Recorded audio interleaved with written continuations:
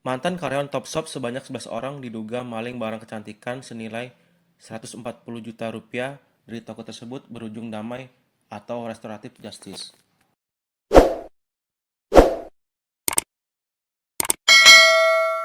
Adapun 11 orang tersebut yakni Wulan, Sari, Nadia, Novi, Nisa, Mida, Riri, Putu, Asi, Verka, dan Vinka.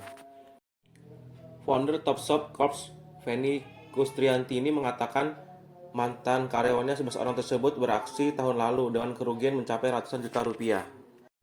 Feni mengatakan bahwasannya dirinya meminta tim manajemen untuk mengaudit 1 bulan lalu. Tercatat kerugian mencapai 140 juta rupiah.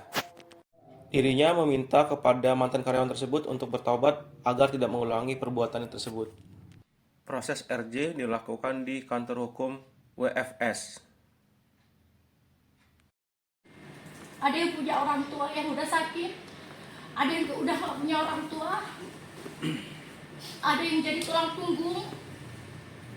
Saya tahu posisi kalian.